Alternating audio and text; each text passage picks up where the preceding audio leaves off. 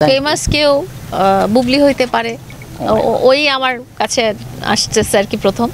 তো আমি ওরকমই চাই আর কি, যে আমরা তো প্রথমেই ক্লিয়ার করে নিয়েছি যে আমরা কোলাবোরেশন পার্টনার, যেহেতু আমরা ভিডিও করি একসাথে করে আসছি এবং আমাদের একটা বড় ফ্যান বেজ আছে। অনেক মানুষ চায় যে আমি আর মামুন একসাথে ভিডিও করি, এতটা দর্শক প্রিয়তা পেয়েছে আমাদের অনেকগুলো ভিডিও বলেন বা কন্টেন্ট বলেন। সো ওই দর্শকদেরকে নিরাশ করতে চাই না। আমি এবং মামুন যে কোলাবোরেশন করব এবং ভিডিও করব, প্রফেশনাল ভিডিও করব, সেটা বলা হয়েছে। আজকেরটা প্রফেশনাল ভিডিওই ছিল, এটা পার্সোনাল কিছু ছিল না, তাই না? হ্যাঁ, আমাদের পার্সোনাল ওরকম কোনো সম্পর্ক নেই আগের মতো। এখন আমরা একজন আরেকজনের কোলাবোরেশন পার্টনার, একজন আরেকজনের ওয়েল উইশার, একজন আরেকজনের ভালো চাবো, এটাই আমাদের সম্পর্ক। আর এই আমাদের সম্পর্ক নিয়ে যারা বেশি জগা খিচুড়ি করতেছে, আসলে তাদের মনের মধ্যেই অনেক জগা, তাদের ব্রেনের মধ্যেই অনেক সমস্যা, তাই তারা অনেক বেশি জগা করে। তারা আমাদেরকে পর্দায় দেখছেন। হ্যাঁ, পর্দা বলতে বুঝেছে বড় পর্দা, ছোট পর্দা, মোবাইলের পর্দা। তো আপনারা হয়তো আমাদেরকে মোবাইলের পর্দায় দেখছেন। তো পর্দায় তো অনেক রকমই জুটি দেখেন আপনারা। অভিনেতা নিলয় আহমেদের সাথে হিমিয়াপুর জুটি দেখেন, কিন্তু নিলয় আহমেদের ওয়াইফও কিন্তু একজন বড় সেলিব্রিটি। হ্যাঁ, আমার সাথে কিন্তু আরও অনেকেই কোলাবোরেশন করেছে, কিন্তু সেই জুটিটা কেউ ভালোভাবে পছন্দ করতে পারে নাই। সবসময় বলছে মাউন ভাইকে চাই, মাউন ভাইকে চাই, মাউন ভাইকে চাই। তো দর্শক প্রিয়তাটা যেখানে বেশি, সেটাই তো আমরা আসলে দর্শকের জন্যই তো আমরা আসলে কাজ করি। তাদের ডিমান্ড মামুন। আসলে সবকিছু একটা কেমিস্ট্রি দরকার। এটা আসলে আমার মনে হয় আমাদের দুজনের মধ্যে কেমিস্ট্রিটা এখনো সিনেমা বা টিভি পর্যায়ে পৌঁছায় নাই। আমরা ওই ছোট ছোট প্ল্যাটফর্মে আমি আছি আর কি, বাট আমি চাই ও বড় প্ল্যাটফর্মে চলে যায়। ফিউচারের কথা তো আসলে কিছু বলা যায় না, বাট আমি চাই যে মামুনের সাথে খুব স্টানিং একজন নায়িকা অভিনয় করুক। বাংলাদেশের ফেমাস কেউ বুবলি হইতে পারে, ওই আমার কাছে আসতেছে আর কি প্রথম। তো আমি ওরকমই চাই আর কি, যে আসলে কি প্রফেশনাল কাজের ওর পাশে নায়িকা তো থাকবেই। এটা তো নতুন কিছু না, এটা আমি ওর সাথে পরিচয় হওয়ার আগ থেকেই দেখে আসছি। ওর সাথে অনেক নায়িকা আছে, অনেক নায়িকা আছে। তারা মেইনস্ট্রিমে নায়িকা না, তারা এমনিতেই ছোট। আমার সাথে যখন আমরা যখন একসাথে রিলেটেড ছিলাম, সম্পর্ক ছিল, তখন ও অনেক মিউজিক ভিডিও করেছে নায়িকাদের সাথে। তো এটা তো কাজের জায়গায় কাজ, যার কাজ যেরকম সেটা সেভাবে অ্যাকসেপ্ট করে নিতে হবে।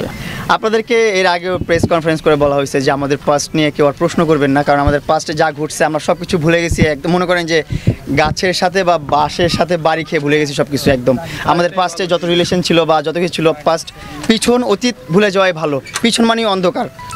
আমরা দাঁড়ায় আসছি, আমার সামনে দেখতেছি, পিছনে কী হচ্ছে সেটা তো আমরা দেখতেছি না। সো মাথা ঘোরানোর দরকার নাই। আমি মনে করি পিছনে যা হয়েছে হয়ে গেছে। এখন আমাদের একটা ভালো একটা সম্পর্ক চলতেছে।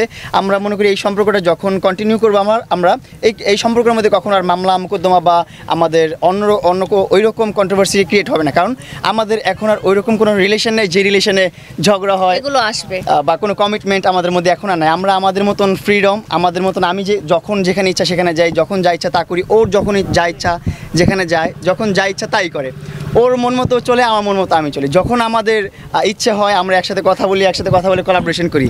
এই আমাদের কোলাবোরেশন দেখছেন। আমরা এই যে এখানে আসলাম, আমরা কথা বলছি যে আমরা আসলে আজকে একটু ভিডিও করা দরকার, আমরা একসাথে একটু কোলাবোরেশন করি। সো আমি বললাম হ্যাঁ অবশ্যই, কেন করবো না। আমরা একসাথে কোলাবোরেশন করলে অনেক মানুষ দেখে, অনেক মানুষ লাইক করে, অনেক মানুষ অনেক ভিউ দেয়, অনেক দেখে, ভালোবাসে বলেই তো দেখে। মিলিয়ন ভিউ তো আর এমনি হয় না। অনেক মানুষ আছে পৃথিবীতে যারা ভিডিও করে, যারা কন্টেন্ট করে, তাদের ভিডিওতে তো এত মিলিয়ন ভিউ আসতেছে না। আমাদেরটা কেন আসতেছে? কারণ আমাদেরটা পাবলিক দেখছে, নিচ্ছে, হোক সেটা পজিটিভ হোক অথবা নেগেটিভ, নিচ্ছে, মানুষ দেখছে, তারা তাদের টাইম পাস করতেছে। সো আমাদের ধারা যাদের টাইম পাস হচ্ছে, এটাই অনেক বড় বিষয় যে আমাদের কেমিস্ট্রিটা আসলে লোকজন পছন্দ করে। এই কারণে বলবো যে যতই কমেন্টে খারাপ কিছু বলুক না কেন, পুরো ভিডিওটা দেখেই তারা একটা না একটা কমেন্ট করছে। পুরো ভিডিওটা যদি আমাদের কেমিস্ট্রিটা ওরা পছন্দ না করতো, তাহলে হয়তো দেখতো না। আমরা যখন একটা বছর আলাদা করে ভিডিও করেছি, আমি দেখেছি যে মামুনের ভিডিওতেও বলছে যে লায়লা থাকলে ভালো হতো, লায়লাকে মিস করছি, এইখানে লায়লাকে ভালো লাগতো। আর আমার ভিডিওতে তো বলেছে যে মামুন ভাইয়ের সাথে আমি আরো অনেকের সাথে ভিডিও করেছি। এই জন্য আমাদের এখন সম্পর্ক থাকুক আর না থাকুক, কিন্তু আপনাদের জন্য কন্টেন্ট আমরা আপলোড করব। আমরা হচ্ছে কো-ওয়ার্কার বলতে পারেন, কোলাবোরেশন পার্টনার বলতে পারেন, সহকর্মী যেটা বলে সেটা। যেটা হয়েছে যে মানুষ কিন্তু অনেক কিছু কল্পনা করে নেয়, চিন্তা করে নেয়, ভেবে নেয়, এবং কার সাথে কি হবে, কার ফিউচারে কি হবে, কোনো সম্পর্কে কেউ জড়াবে কি না এটা এই মুহূর্তে তো আমরা নিজেরা বলতে পারি না।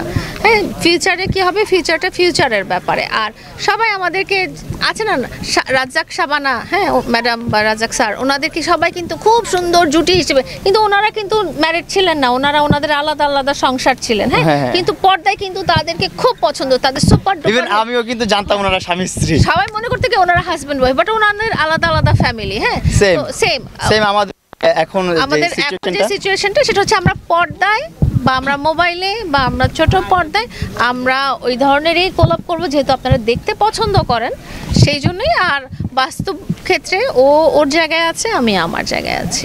লায়লা আপু, মাউন ভাই, সেটা সেই প্রসঙ্গে আমরা আপু ভাইয়া বলে ফেললাম, আসলে নাম ধরেই ডাকি ওকে, আমিও মাউন বলি, ও লায়লা বলে।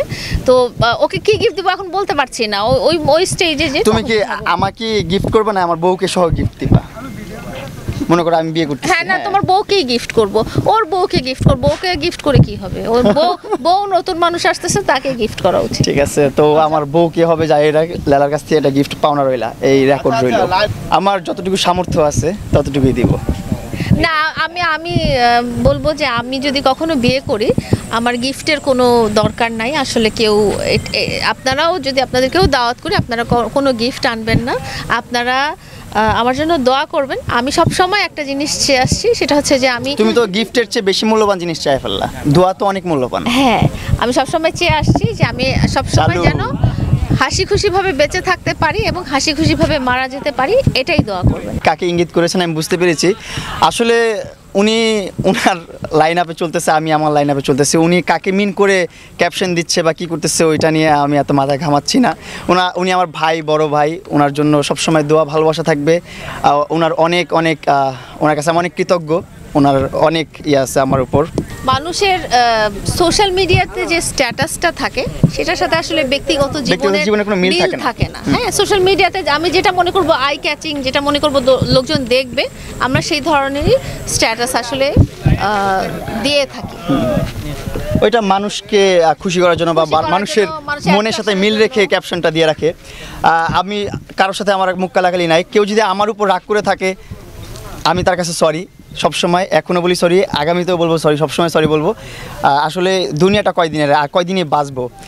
আজকে রাত পহলে হয়তো আমি আগামীকাল মরেও যেতে পারি, এটার কোনো গ্যারান্টি নেই, কেউ গ্যারান্টি দিতে পারবে না যে আমি এতদিন বেঁচে থাকবো, এতদিন পর মরে যাবো। সো সবার সাথে মিলেমিশে থাকাটাই আমার কাছে, আমি মনে করি যে স্বাচ্ছন্দ্যবোধ, এটাই ভালো। সবার সাথে মিলেমিশে থাকতে চাই। আর অবদান আছে, অনেক অবদান আছে, যারা আমাকে নিয়ে ক্যাপশন দিচ্ছে বা যারা আমাকে নিয়ে উল্টাপাল্টা বলতেছে, তারা হয়তো বা অবদান রাখছে, ওরকম লেখার বা ওরকম কোনো যোগ্যতা রাখছে, তাই লিখছে। না, আমি দেখিনি কখনো যে মামুনের নাম মেনশন করে কেউ হয়তো কিছু বলেছে। আমার মনে হয় দুনিয়াতে আমি একমাত্র মানুষ যে মামুনকে ঝকা সব কিছু এগুলো মুখে বলা, আমি ছাড়া আমার মনে হয় না মামুনকে মেনশন করে কেউ কোনো নেগেটিভ কিছু বলেছে।